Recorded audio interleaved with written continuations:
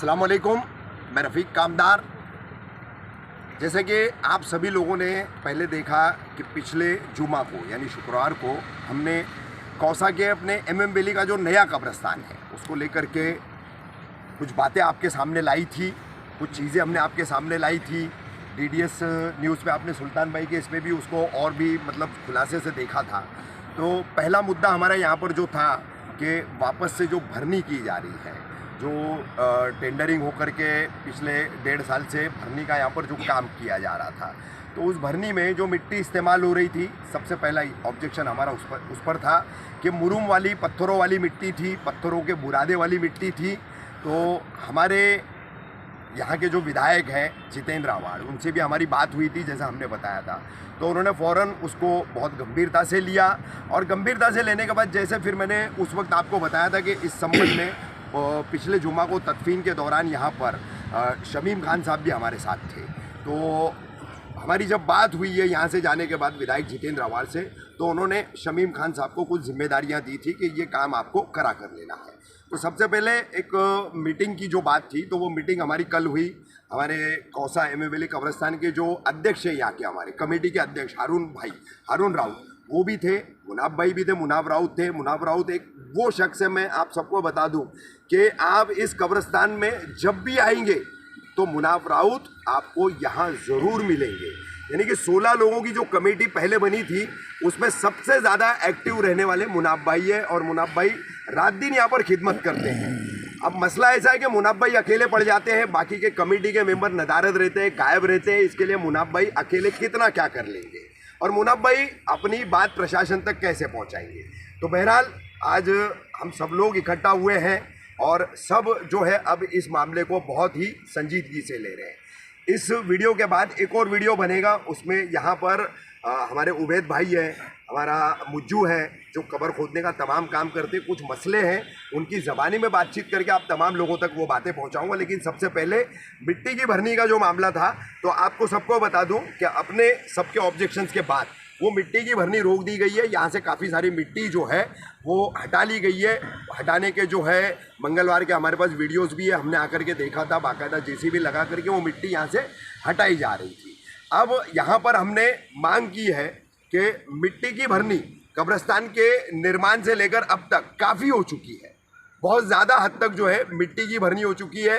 अब वो कैसी मिट्टी है, क्या मिट्टी है, उस पर बार बार बात नहीं करेंगे, लेकिन इस पर अभी हमारी मांग है कि जो सॉल्ट सैंड चाहिए, यानी समंदरी जो खारी रेती होती है, बालू चाहिए, जिससे काफ़ी सारी ज़मीन में जो है मुर्दा गलाने में, कफन बरगे आदि गलाने में ये काफ़ी कारगर साबित होती है। तो वो बालू की भराई जो है यहाँ पर कराने की मांग हमने की और उसको मान लिया गया है और इस ताल्लुक़ से काम भी किया जा रहा है। जो इस तरह की सैंड जो है, सॉल्ट सैंड और बालू जिसे कहा जाता है समंदरी रेती, उसके सप्लायर से बातचीत शुरू हो चुकी है, कॉन्टैक्ट शुरू हो चुके हैं। ये आपकी जानकारी में ला के दे रहा हूँ। तो ये दो अहम मसले थे भरनी को लेकर के और बालू डालने को लेकर के। तो इस पर रजामंदी हो चुकी है, भरनी का काम रुक चुका है, मिट्टी हटाई गई है, बालू लाने का प्रोसेस अब शुरू हो चुका है और बालू यहाँ पर डाली जाएगी। जिसके चलते आपको बता दूं कि सबसे बड़ा फायदा ये होगा कि बारिश के दिनों में कुछ हिस्सों में जो पानी निकलता है, पूरे कब्रिस्तान में नहीं निकलता है, कुछ हिस्सों में निकलता है, तो वो बालू जो है वो पानी सोखने का भी काम करेगी, पानी को जो है वो जज़्ब करेगी। जज़्ब करने की वजह से जो है कब्रों में पानी बेहद कम हो जाएगा, न के बराबर हो जाएगा और जो भी मैयत रहेगी उसकी जो है उसको तकलीफ़ें भी नहीं होगी, उनके घर वालों को भी तकलीफ़ें नहीं होगी। अब यहाँ पर कमेटी का जो मुद्दा था, हमने मांग रखी थी कि कमेटी में जितने इनएक्टिव लोग हैं उन सबको हटाया जाए, तो उस पर भी रजामंदी हो गई है। हारून राउत जो है हमारे कौसा के मेरे काफ़ी पुराने दोस्त हैं, मेरे भाई हैं, वो मुनाफ भाई के साथ यहाँ पर लगे रहते हैं। अक्सर जब भी उन्हें बुलाया जाता है वो जिम्मेदारी निभाते हैं। लेकिन एक बात जो सामने आई है पूरी बातचीत के दौरान कि प्रशासन सुनवाई नहीं करता है। तो इंशाल्लाह आगे देखेंगे, बात हारून भाई की हो, मुनाफ भाई की हो या हमारी भी हो, कौसा के ये MM वैली कब्रिस्तान में आने वाले हर मैयत के घर वालों की किसी की भी बात हो, प्रशासन को सुननी पड़ेगी। अब उस तरह की कमेटी यहाँ पर बनाई जा रही है, उस तरह की कमेटी यहाँ पर तश्कील की जा रही है।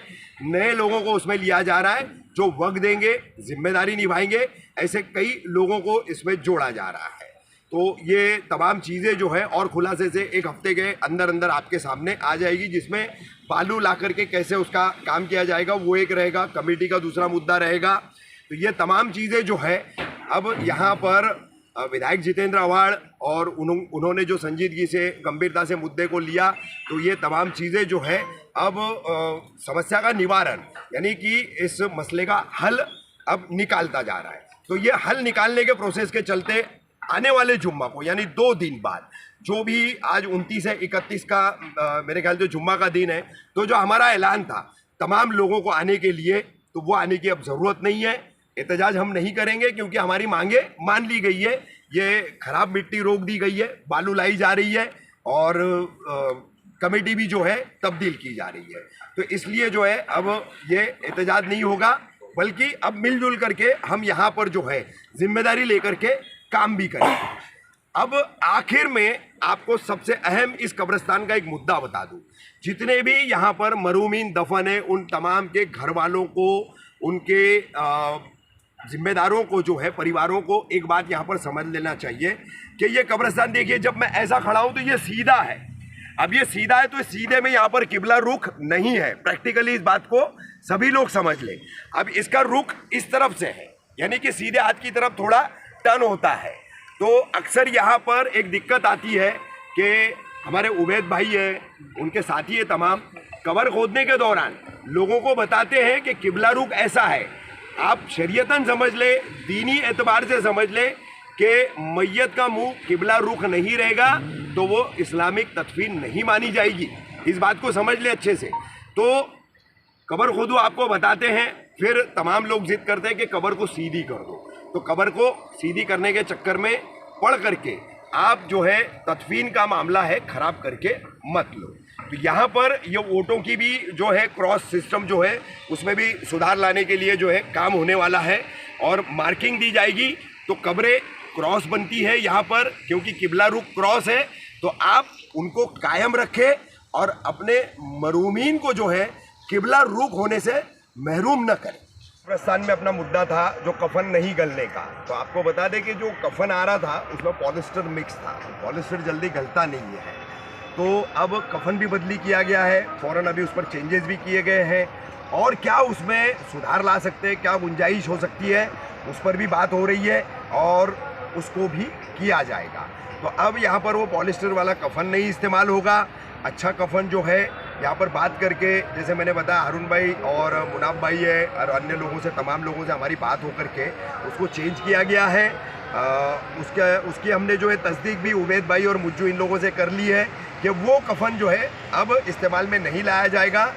लेकिन जो अपने तौर पर अपना कफन लेकर आते हैं, जो यहाँ पर मैयत की चिट्ठी या तदफीन की खबर दे करके जो चिट्ठी ले जाते हैं, जो यहाँ से कफन की पेटी नहीं लेके जाते हैं, कफन नहीं ले जाते हैं, अपना कफन लेकर आते हैं, तो वो थोड़ा सा कपड़े के ताल्लुक से ध्यान रखे कि कपड़ा ऐसा हो कि जिससे मैयत की उड़ियानी भी ना हो और वो कपड़ा एज ए कफन जो है यहाँ पर गल भी जाए।